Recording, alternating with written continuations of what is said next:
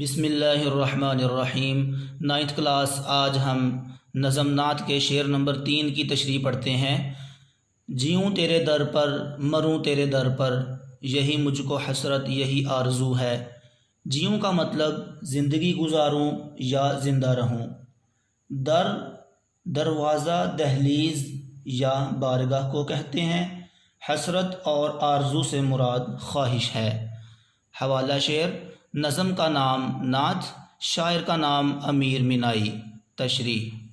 سرزمین مدینہ ہر مسلمان کے لیے نہایت محترم ہے۔ ہر مسلمان کی دلی خواہش ہوتی ہے کہ وہ اس مقدس سرزمین کی زیارت کرے جہاں حضور اکرم صلی اللہ علیہ وسلم نے اپنی زندگی کے ایام گزارے اور جہاں روضہ رسول صلی اللہ علیہ وسلم ہے۔ آپ صلی اللہ علیہ وسلم کی بدولت مدینہ منورہ کو مکہ مکرمہ کی طرح حرم قرار دیا گیا۔ آپ صلی اللہ علیہ وسلم کی آمد سے قبل اسے یثرب کہا جاتا تھا، مگر آپ صلی اللہ علیہ وسلم کی تشریف آوری کے بعد یہ شہر فیوز و برکات کا گھر بن گیا۔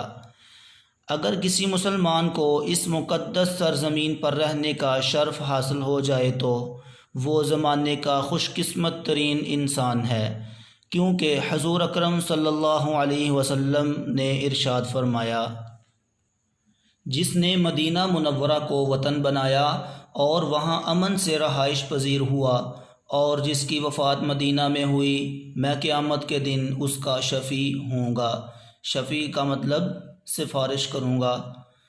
ایک اور حدیث مبارکہ میں آپ صلی اللہ علیہ وسلم نے ارشاد فرمایا، قرب قیامت جب دجال کا ظہور ہوگا تو وہ روئے زمین پر ہر جگہ جائے گا مگر وہ مکہ اور مدینہ منورہ میں داخل نہ ہو سکے گا۔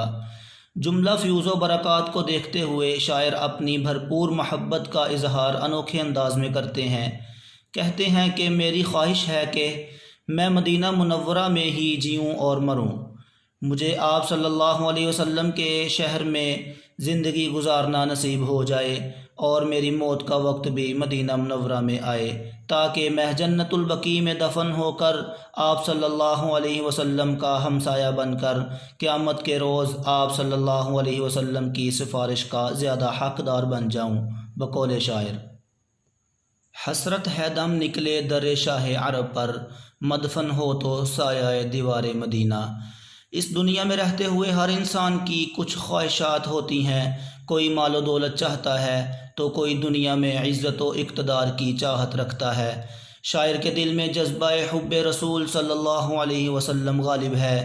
شاعر کی آرزو ہے کہ وہ اپنی زندگی کا ایک ایک لمحہ ان خوش بخت گلیوں میں گزارے جن گلیوں کو سرور کونین صلی اللہ علیہ وسلم کی قدم بوسی کا شرف حاصل ہوا۔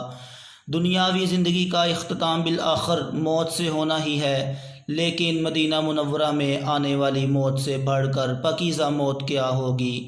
لہٰذا شاعر کی چاہت ہے کہ اس کا انتقال بھی اسی سرزمین پر ہو جائے۔